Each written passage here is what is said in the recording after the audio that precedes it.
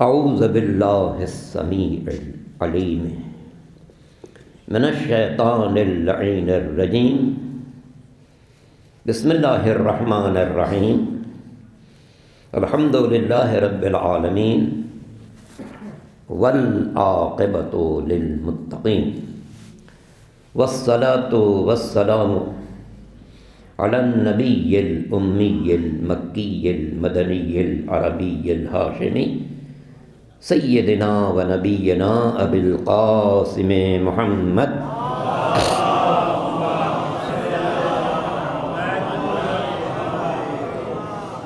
و آلہ الطیبین الطاہرین المعصومین المظلومین الغر المیامین الذین اذهب اللہ عنہم الرجس وطہرہم تطہیرا.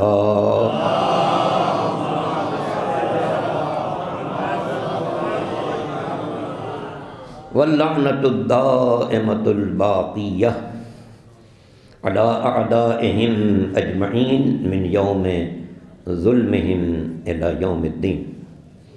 اما بعد فقد قال اللہ سبحانہ وتعالی فی محکم کتابہ الکریم وقولہ الحق.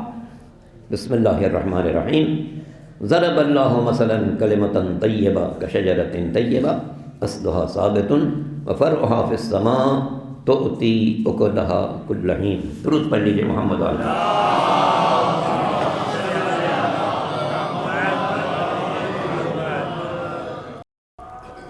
ہم لوگوں کی توجہ دوسری باتوں پر زیادہ رہتی ہے. کوشش کرتے ہیں کہ ہماری تقریر میں کچھ گرم مسالہ زیادہ ہو. وہی شوق کے گرم مسالہ زیادہ ہو مسائل پیدا کرتا ہے. یہ جو آپ سنتے رہتے ہیں کہ FIR کٹ گئی فلاں ذاکر کے خلاف، فلاں خطیب کے خلاف، فلاں عالم کے خلاف، ان سب کی بنیاد گرم مسالہ ہے. گرم مسالہ کم ڈالیں. درود پڑھ لیں محمد والے.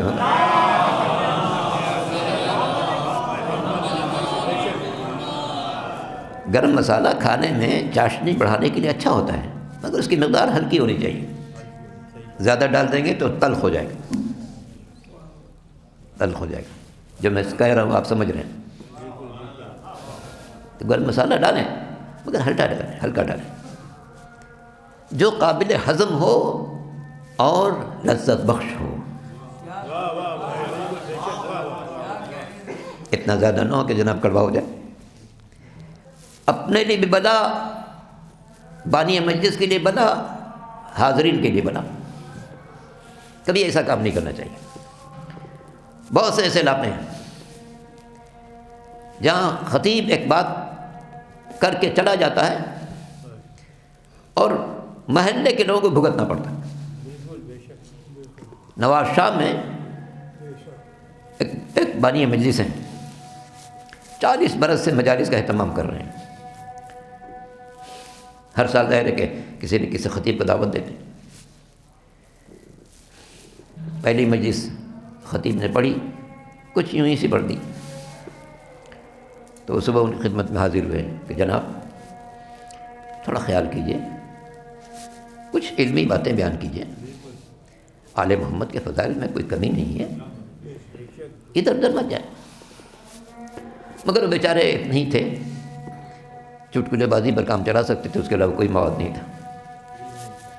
دوسری مجلس انہوں نے پڑھی تو اپنے اسی انداز سے پڑھی. تیسرے دن، تیسری محرم تھی، بانی مجلس نے تانگا منگایا، ان کا سامان رکھا اور کہا قبلہ تشریف لائیے. کہاں جانا ہے؟ آئیے تشریف رکھیے. اسٹیشن لے گئے، ان کو گاڑی میں بٹھایا. جو ان کی خدمت کرنی تھی وہ سب کر دی انہوں نے، اور ان کو گاڑی میں بٹھایا. کہا کہ جناب کبھی زندگی رہی تو کبھی پھر ملاقات ہوگی. کبھی کیا ہوا؟ کہنے لگے جناب میں آپ کی مجلس کے لیے یہاں کا ماحول خراب نہیں کر سکتا. مجھے سال بھر انہی لوگوں کے درمیان زندگی گزارنی ہے. درود پڑھ لیں محمد والے.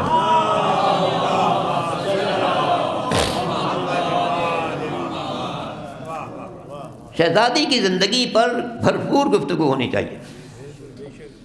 شہزادی خود ایک معجزہ ہیں، ایک معجزہ ہے. سرکار دو عالم حضرت محمد مصطفیٰ صلی اللہ علیہ وسلم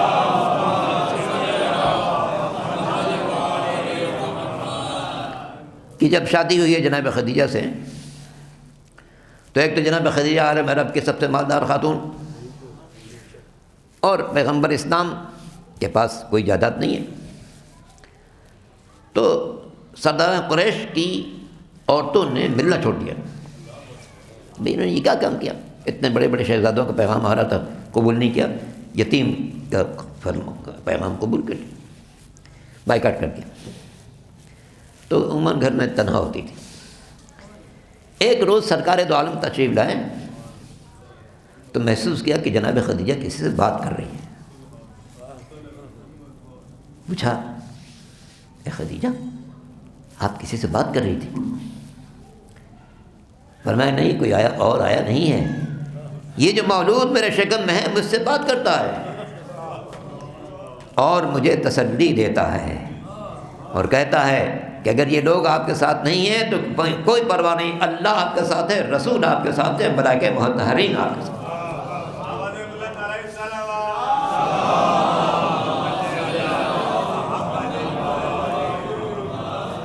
ہم اس در سے وابستہ، اس در سے وابستہ ہیں. یہ شرف ہے اللہ کا. سیدہ کے در سے ہماری وابستگی غیر معمولی شرف ہے، غیر معمولی شرف ہے. کسی شاعر نے سچ کہا ہے، نازاں ہیں ہم کہ ہم کو در سیدہ ملا. نازاں ہیں ہم کہ ہم کو در سیدہ ملا، اس در سے ہم کو خلد کا رستہ کھلا ملا. کسی اور دروازے سے جائیں تو دروازہ بند ملے گا. بہت سے دروازے ہیں، پہلا، دوسرا، تیسرا. کسی دروازے سے جائیں تو جنت کا دروازہ بند ملے گا. شاعر کہتا ہے، نازاں ہیں ہم کہ ہم کو در سیدہ ملا، اس در سے ہم کو خلد کا رستہ کھلا ملا. محمد علی محمد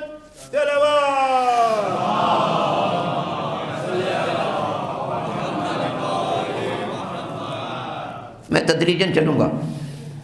2 دن آپ سے گفتگو کرنی ہے، آج اور کل ایک خاص بات بھی آپ تک پہنچاؤں گا.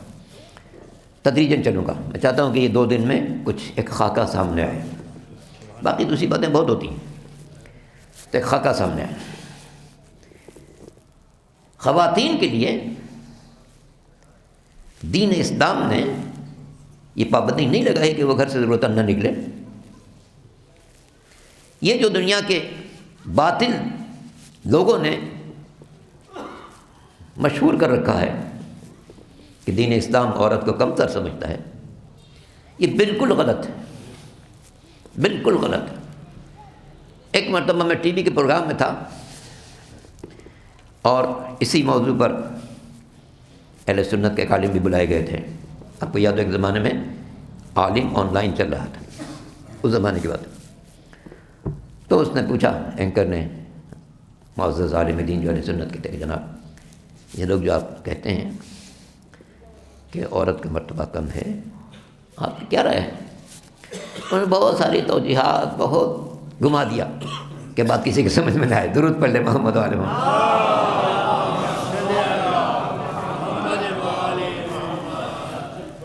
اس نے مجھ سے کہا کہ جناب آپ کیا رائے دیتے ہیں؟ میں نے کہا جناب جس طرح ہم مولا کائنات کے فرامین کو حجت سمجھتے ہیں، اسی طرح شہزادی کونین کے فرامین کو بھی حجت سمجھتے ہیں.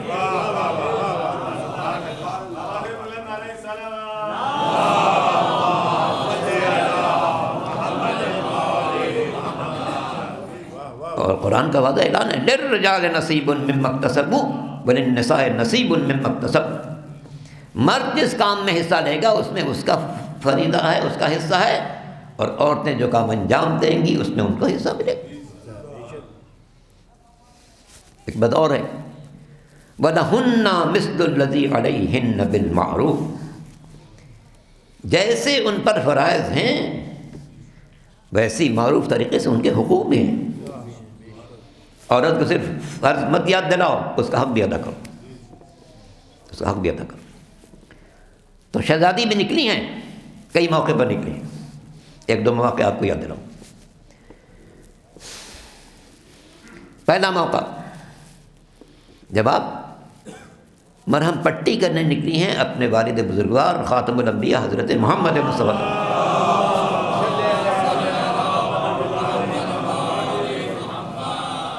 اور وہ جنگ احد ہے جب ماشاءاللہ بزم نشینان پیغمبر سب چمپت۔ سورہ آل عمران میں ارشاد ہوا وَإِسْتُسْعِدُونَ وَلَا تَلْوُونَ عَلَىٰ أَحَدٍ وَالرَّسُولُ يَدْعُوكُمْ فِي أُخْرَاكُمْ۔ اس وقت کو یاد کرو جب تم سب پہاڑوں پر چلے جا رہے تھے، تم میں سے کوئی مڑ کر دیکھ نہیں رہا تھا، رسول بلا رہے تھے۔ کتنے اچھے عاشق رسول تھے یہ لوگ، کیسا پیار تھا ان لوگوں کو رسول سے، کیسی الفت تھی رسول سے۔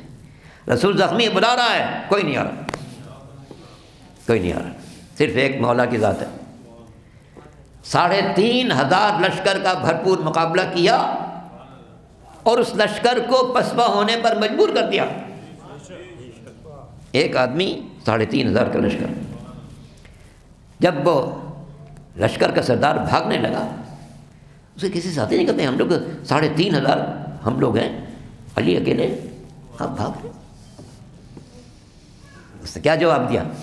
اس نے کہا آج علی نہیں لڑ رہے، اللہ کی تلوار لڑ رہی ہے۔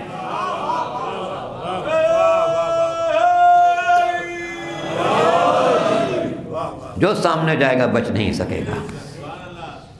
یہ بزم نشینان رسالت تو ماشاءاللہ بہت خوب لوگ تھے۔ پیغمبر کی زندگی میں 62 جنگیں ہیں، کچھ غزوے کہے جاتے ہیں، کچھ سریے کہے جاتے ہیں، جن میں خود حضور نے شرکت کی وہ غزوے کہے جاتے ہیں، جن میں حضور نے کسی کو نمائندہ بنا کر بھیجا اس کو سریہ کہتے ہیں۔ 62 ہیں، اور ماشاءاللہ یہ بزم نشینان سب میں شرکت کرتے ہیں، مگر بڑی محفوظ شرکت، انتہائی محفوظ شرکت کہ نہ کوئی زخم کھایا نہ لگایا، صاف ستھرے جاتے تھے، صاف ستھرے واپس آتے تھے۔ کسی شاعر نے سچ کہا لڑنے والوں کے رجسٹر میں کہیں نام نہ تھا۔ جنگ بدر کو دیکھا کوئی کارنامہ نہیں، احد کو دیکھا پہاڑوں پر نظر آئے، خندق کو دیکھا، خیبر کو دیکھا، ذات الثلاثی کو دیکھا، حنین کو دیکھا، لڑنے والوں کے رجسٹر میں کہیں نام نہ تھا، کھانے پینے کے سوا اور کوئی نہیں۔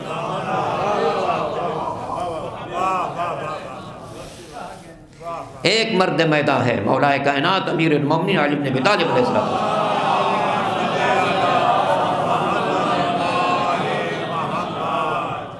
جنہوں نے پورے لشکر کو پسپا ہونے پر مجبور کر دیا۔ جنگ ختم ہوئی تو اس موقع پر شہزادی گھر سے نکلی، پتہ چل گیا تھا کہ پیغمبر زخمی ہے، نکلی اور کپڑا جلا جلا کے پیغمبر کے زخموں پر رکھ رہی تھی، مولا دھلا رہے تھے، وہ زخموں پر مرہم رکھ رہی تھی۔ ایک موقع ہے۔ دوسرا موقع جو سب کے پیش نظر ہے، اور وہ موقع کون سا ہے؟ جب عیسائیوں سے مقابلے کی منزل آئی ہے۔ پیغمبر کی حیات طیبہ میں ایک ہی مارکا عیسائیوں سے، جسے مباہلہ کہتے ہیں، 39 دن اڑاتے رہے، پیغمبر سے بحث کرتے رہے، پیغمبر کے سامنے قرآن کی آیت پیش کرتے رہے، ان مثل عیسیٰ عند اللہ کمثل آدم خلقہ من تراب ثم قال له کن فیکون۔ عیسیٰ ایسے ہی ہیں جیسے آدم تھے،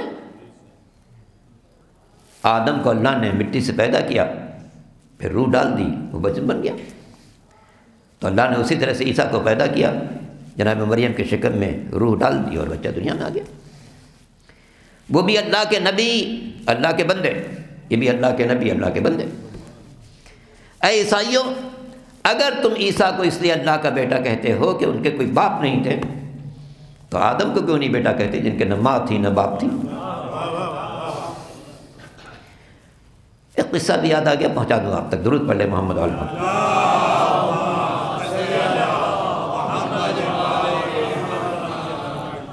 حضرت امام ہشتم حضرت علی رضا علیہ السلام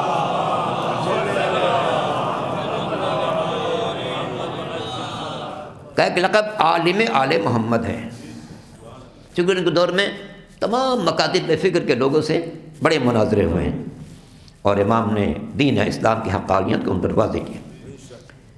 ایک ایسا ہی مناظرہ جس میں یہودی بھی تھے، پارسی بھی تھے، عیسائی بھی تھے، ہندوستان سے آئے ہوئے ہندو بھی تھے، سب سے امام نے ان کی زبان، ان کی کتابوں کے حوالے سے بات کی، یہودیوں سے توریت کے حوالے سے، عیسائیوں سے انجیل کے حوالے سے، پارسیوں سے ان کی پازند کے حوالے سے، اور ہندوؤں سے گیتا اور رامائن کے حوالے سے۔ گفتگو مفصل ہے، اس کا ایک حصہ آپ تک پہنچانا ہے، چونکہ 25 دسمبر ابھی گزری ہے نا۔ تو جناب سب سے گفتگو کرتے کرتے امام نے عیسائی پادریوں کو مخاطب کیا اور کہا، اے عیسائیوں، اے پادریوں، جناب عیسیٰ بہت باعظمت انسان تھے، بہت خوبصورت تھے، بہت وجیح تھے، لوگوں سے ملنے کا بڑا اچھا انداز تھا، مسکرا کر ملتے تھے، جہاں جاتے تھے لوگ ان کے لیے فرش راہ ہوتے تھے۔ اب جیسے جیسے امام تعریف کر رہے ہیں ویسے لوگ خوش ہو رہے ہیں کہ اچھا ہمارے عیسیٰ کی اتنی تعریف ہو رہی۔ امام نے بہت ساری تعریف کرنے کے بعد کہا، لیکن اب آپ کسی کی بہت تعریف کریں آخر میں کہتے ہیں لیکن، اس کا مطلب بہت بڑی گڑبڑ آنے والی ہے، کہ بہت بڑی گڑبڑ ہے۔ لیکن اور لوگ چیخنے لگے، ہاں لیکن کیا ہے؟ تو امام نے دوبارہ شروع کیا، یہ سب مناظرانہ بات ہے۔ امام نے دوبارہ شروع کیا کہ دیکھو اس کا خاندان بھی کتنا عظیم خاندان ہے، وہ جس علاقے میں رہتے تھے وہ بھی کتنا پاک و پاکیزہ، جن لوگوں کے پاس جاتے تھے وہ ان کا اتنا اثر ہوتا تھا، بندگان خدا جن سے ملتے تھے ان کی ضیافت کرتے تھے، مہمان نوازی کرتے تھے، جو بھی آتا تھا اس کے لیے خندہ پیشانی سے پیش آتے تھے، بہت خوبصورت باتیں کرتے تھے اور خوش رہے لوگ۔ امام نے پھر فرما دیا لیکن، اب جو لیکن کہا تو سب پریشان کہ یہ لیکن پھر کیسے آ گئی؟ اب غور کیجئے، یہ بات مناظرے کے طور پر ہے۔ فرمایا تمام خوبیاں تھیں لیکن عبادت نہیں کرتے تھے۔ اب یہ جو بات کہی تو مسلمان بھی پریشان، عیسائی بھی پریشان، ساری دنیا پریشان ہے، یہ کیسے ہو سکتا ہے عیسیٰ جیسا نبی، اتنا بڑا اولوالعزم پیغمبر عبادت نہ کرے؟ سب نے چاؤں چاؤں کرنا شروع کی، سارے عیسائی، ارے جناب آپ کیا بات کرتے ہیں، کیسی بات کرتے ہیں، آپ تو عالم آل محمد ہیں، روئے زمین پر آپ کا کوئی مثل نظیر نہیں ہے، آپ صدار پیغمبر ہیں، آپ ایسی بات کر رہے ہیں؟ جناب عیسیٰ تو ساری رات عبادت کرتے تھے۔ امام نے فرمایا اچھا، اگر وہ خود گاڈ تھے تو عبادت کس کی کرتے تھے؟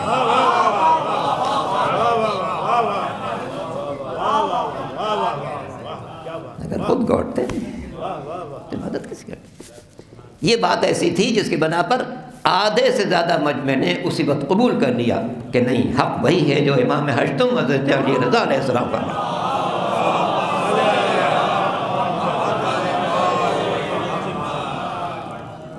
تو عیسائیوں سے ایک مباہلہ ہے پیغمبر کا،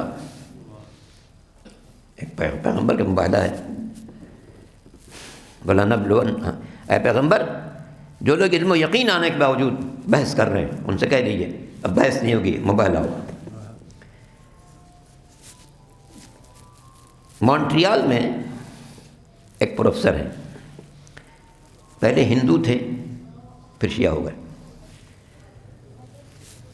تو میرے میزبان نے کہا کہ آپ مجھ سے ملاقات کریں گے؟ میں نے کہا ہاں ضرور کریں گے۔ کیسے وہاں سے اٹھے اور یہاں آ گئے، ہندو تھے اور شیعہ ہو گئے۔ ملاقات طے ہو گئی، میں نے گیا، بات چیت ہونے لگی۔ میں نے کہا جناب یہ کیسے، یہ تبدیلی کیسے آئی؟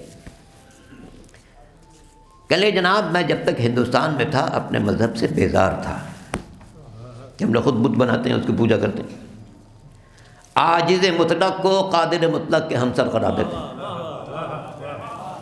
میں بیزار تھا مگر وہاں تو اظہار نہیں کر سکتا تھا ورنہ وہ قتل کر دیتے، مگر جب یہاں آیا تو یہاں کی دنیا آزاد تھی، تو میں نے ریسرچ کرنا شروع کیا، بہت سے مذاہب کے بارے میں نے پڑھنا شروع کیا۔ میرے چونکہ بہت بڑی یونیورسٹی میں وہ تھے تو ہر مذہب کے لوگ تھے، یا علی، تو پارسیوں کی کتاب پڑھی، عیسائیوں کی کتاب پڑھی، انجیل پڑھی، توریت پڑھی، فاضل پڑھی، سب پڑھی. کہیں یہ سب کتاب پڑھتا رہا. انجیل کو پڑھ رہا تھا تو اس میں صرف داستانیں تھیں، کوئی قانون کی بات کم تھی. توریت کو پڑھا تو ہاں اس میں قانون کی باتیں بہت تھیں. لیکن ایک بات سے میرا دل کھٹک گیا، اور وہ یہ تھی کہ اس میں لکھا تھا اگر بنی اسرائیل کا کوئی شخص یہ جرم کرے تو اس کی یہ سزا ہے، غیر بنی اسرائیل جرم کرے تو اس کی دگنی سزا ہے. میرے دل نے کہا کہ نہیں، یہ اللہ کا کلام نہیں ہو سکتا. اللہ اپنے بندوں میں تفریق نہیں کر سکتا، اس کا قانون سب کے لیے ہوگا. تو میں نے اس کو بھی چھوڑ دیا. پھر ایک مسلمان نے مجھے لا کے قرآن دے دیا. قرآن کو میں نے پڑھنا شروع کیا تو آغاز تھا بسم اللہ الرحمن الرحیم، الحمدللہ رب العالمین. ہر تعریف اس اللہ کی ہے جو کائنات کی پرورش کر رہا ہے. میرے دل نے کہا کہ ہاں یہ بات بہت اہم ہے، ہم سب کو اسی کی تعریف کرنی چاہیے جو پوری کائنات کی پرورش کرتا. کہتے ہیں جیسے جیسے کتاب کو پڑھتا گیا میرا دل کھلتا چلا گیا، یہاں تک کہ میں سمجھ گیا کہ تمام کتابوں میں یہی وہ کتاب ہے جو اللہ نے اپنے رسول پر نازل کی. اور میں مسلمان ہو گیا. میں نے پوچھا کہ پھر آپ مسلمان تو ہو گئے، ادھر کیسے آئے؟ آل محمد کے در سے کیسے وابستہ ہوئے؟ کہنے قرآن کی 2 آیتوں نے مجھے آل محمد کے دروازے تک پہنچا دیا. 2 آیتوں نے پہنچا دیا. اچھا.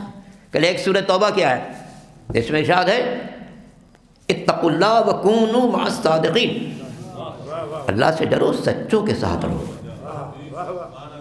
میرے دل نے کہا یقیناً انسان کو سچوں ہی کے ساتھ رہنا چاہیے، گفتار میں سچے، کردار میں سچے، سیرت میں اچھے، رفتار میں سچے، بندگان خدا کے ساتھ سلوک میں سچے، اپنوں سے سچے، غیروں سے سچے، ایسے ہی لوگوں کے ساتھ ہونا چاہیے.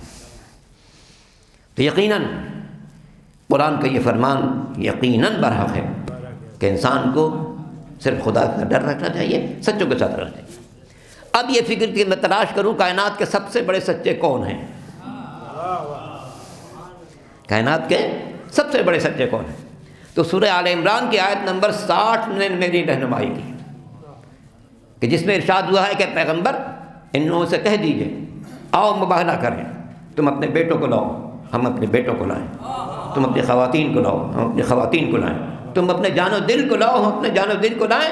اس کے بعد دعا کریں جھوٹوں پر لعنت کے لیے. وہ کہتے ہیں کہ میں نے پھر اس فقرے پر میں نے غور کرنا شروع کیا کہ جب پیغمبر جھوٹوں پر لعنت کے لیے لے جائیں گے تو ایسے ہی لوگوں کو لے جائیں گے جو کائنات میں سب سے سچے ہوں. اور ہر تاریخ اور ہر تفسیر نے بتا دیا کہ پیغمبر کے ساتھ جو لوگ گئے تھے وہ علی تھے، فاطمہ تھیں، حسن تھے، حسین علیہ السلام.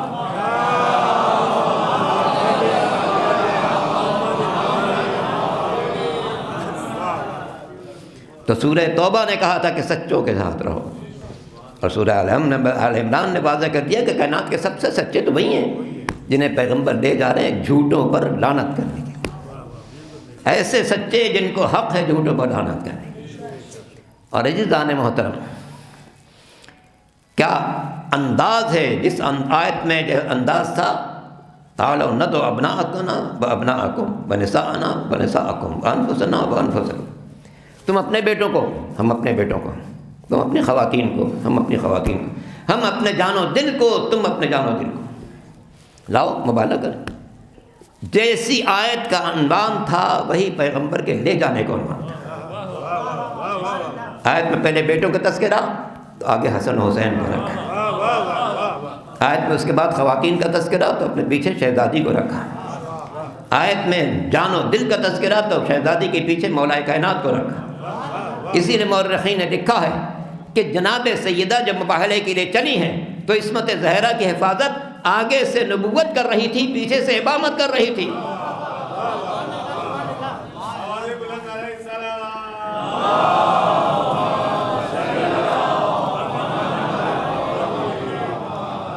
صاحبان فکر و نظر بیٹھے ہیں، غور کیجئے گا.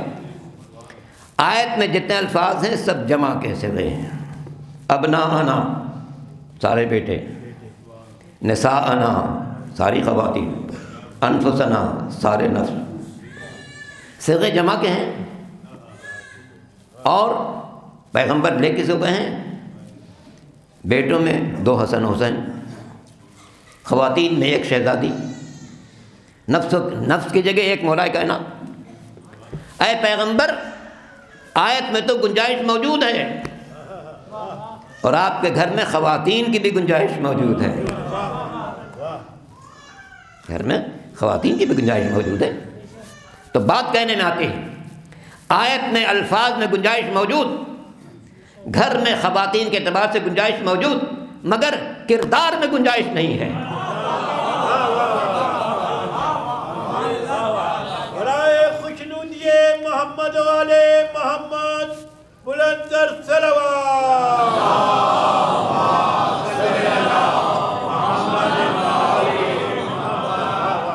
لے جانا ہے ان کو کہ جو اتنے سچے ہوں، اتنے سچے ہوں کہ جھوٹوں پر لعنت کرنے کا حق رکھتے ہیں۔ اور شہزادی صرف سچائی کی منزل پر نہیں ہے، حق کی منزل پر ہے۔ سچ اور حق میں فرق ہے۔ سچ جیسا واقعہ دیکھیں ویسا بیان کرتے ہیں، سچ ہے۔ میں آ رہا تھا، اگر مجھے کریم آباد میں کوئی چیز نظر آئی میں ویسے ہی بیان کر دوں تو سچ ہے۔ لیکن حق یہ ہے کہ جو بیان کرے وہ ہو جائے۔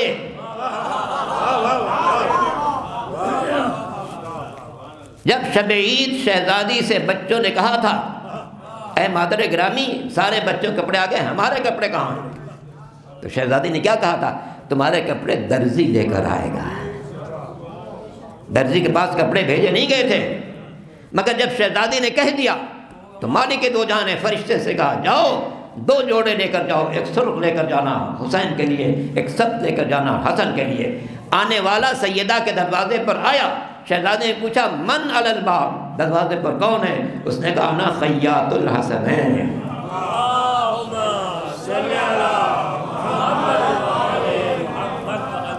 چونکہ شہزادی نے کہا تھا کہ تمہارے کپڑے درزی لائے گا، اس سے آنے والا اگرچہ ملک مقرب ہے، رضوان جنت ہے، خازن بہشت ہے، مگر نہیں کہہ سکتا کہ میں خازن بہشت آ رہا ہوں، یہ نہیں کہہ سکتا میں ملک مقرب ہوں، یہ نہیں کہہ سکتا میں رضوان ہوں، بلکہ بتا رہا ہے کہ میں حسنین کا درزی بن کر آیا ہوں۔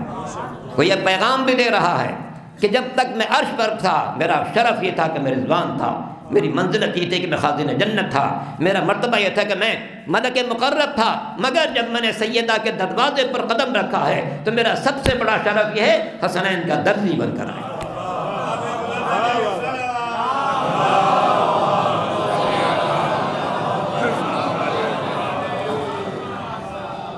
ہماری جانیں قربان ہو اس خاندان پر، جو کہہ دیا وہ ہو گیا، زبان سے نکلا فقرہ، مالک نے حکم دیا فوراً لے جاؤ۔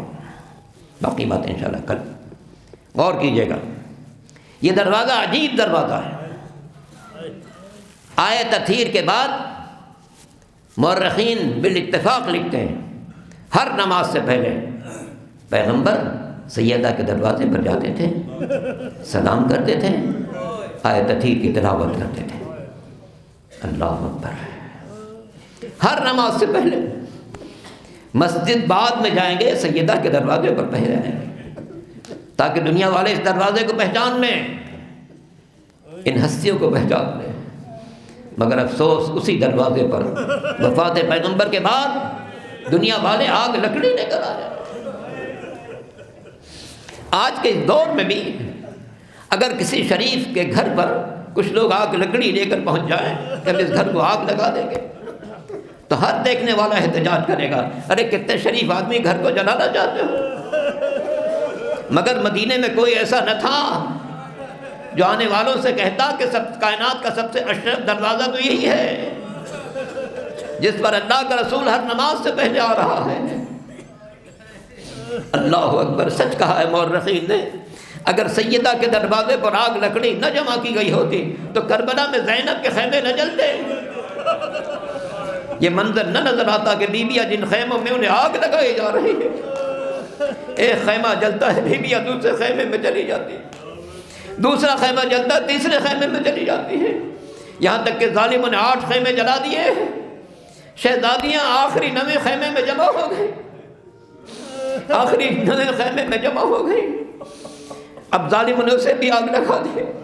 جب شعلے بلند ہونے لگے جناب زینب نے سید الساجدین سے پوچھا بیٹا تم امام وقت ہو، بتاؤ ہم اسی خیمے میں رہیں یا باہر نکل چلے ہیں؟ امام نے فرمایا پھپھی جان باہر نکل چلیے۔ گویا بتانا چاہتے تھے ابھی تو شام کی منزل باقی ہے، ابھی تو کوفے کا دربار باقی ہے۔ اجرکم علی اللہ عزیزان محترم، کیسا وقت ہوگا جب علی کی بیٹیاں بازاروں میں لے جائی جا رہی ہیں، بازاروں میں لے جائی جا رہی ہیں۔ آج اگر کسی شریف خاتون کو رسیوں میں باندھ کر بازاروں سے گزارا جائے تو ساری دنیا کا میڈیا چیخ رہا ہوگا، ارے کیسا غضب کر رہے ہو۔ ہر صاحب غیرت اپنا سر پیٹ رہا ہوگا، ارے کیسا غضب کر رہے ہو، اتنی شریف خاتون کو رسیوں میں باندھ کر بازاروں سے گزار رہے ہو۔ لیکن ہائے کوفہ و شام، وہاں کوئی ایسا نہ تھا جو کہتا ارے کائنات کی سب سے اشرف بیویاں تو یہی ہیں، پیغمبر کی نواسیاں، علی و فاطمہ کی بیٹیاں۔ عجب نہیں جناب زینب نے مدینے کا رخ کیا ہوگا، اپنی ماں کو پکارا ہوگا، اے اماں، اے اماں، آپ کا جنازہ رات کی تاریکی میں اٹھایا گیا مگر آپ کی بیٹیوں کو رسیوں میں باندھ کر بازاروں سے گزارا جا رہا ہے۔ ہائے زینب، ہائے شام کا بازار۔ خدا بندہ ہماری اس مختصر مجلس عزا کو اپنی بارگاہ میں قبول فرما، ہم سب کے گناہان صغیرہ و کبیرہ کو معاف فرما، ہمیں آل محمد کی تعلیمات پر عمل کرنے کی سعادت نصیب فرما، ہماری ماؤں بہنوں بیٹیوں کو شہزادی کونین کے اسوہ حسنہ پر چلنے کی سعادت نصیب فرما، حاضرین کو ان کی جملہ حاجات میں کامیابی عطا فرما، بیماروں کو شفائے کامل عطا فرما، جو پریشان حال ہیں ان کی پریشانیاں دور فرما، جو مقروض ہیں ان کے قرضوں کو ادا فرما، جو کسی قسم کی مشکل میں گرفتار ہیں ان کی مشکلات کو حل فرما، روئے زمین پر امن و امان قائم فرما، قائم آل محمد کے ظہور میں تعجیل فرما، تمام مقدس مزارات کی حفاظت فرما، جنت البقیع کی تعمیر نو کے اسباب فراہم فرما۔ اے میرے مالک، ہم سب کو تمام ائمہ طاہرین کی زیارت نصیب فرما، روز قیامت ان کی شفاعت نصیب فرما۔ ربنا تقبل منا انک انت السمیع العلیم برحمتک یا ارحم الراحمین۔ ماتم حسین، یا حسین